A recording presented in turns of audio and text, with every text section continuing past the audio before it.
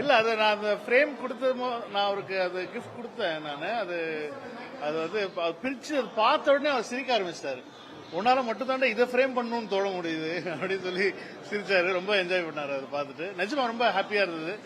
ஒரு உண்மையா மேனிஃபெஸ்ட் பண்ணா அது எல்லாமே நடக்கும் அப்படிங்கிறது அது உண்மையா. நீங்க நம்ம எல்லாருக்குமே தான் நம்ம உண்மையா நம்ம நினைக்கிறோம் அப்படின்னு சொல்லி அது நடக்கணும் அப்படின்னு உண்மையா நினைச்சோம்னா நடந்துருது. அது யூனிவர்ஸ்.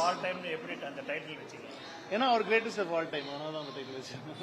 கட்சி பேரும் சொல்லக்கூடாதுன்னு எப்படி முதல்ல சொன்னீங்க? ஏன்னா அப்ப கட்சி பேர் வைக்கல. நான் அந்த சீன் எடுக்கும் போது கட்சி பேர் வைக்கல. அதனால நாங்க வந்து அந்த சீன்ல வந்து நாங்க அப்படி டயலாக மாத்தி பேசிட்டோம். எல்லாமே வந்து பிளெஸிங்ஸ்லாம் கிடையாது.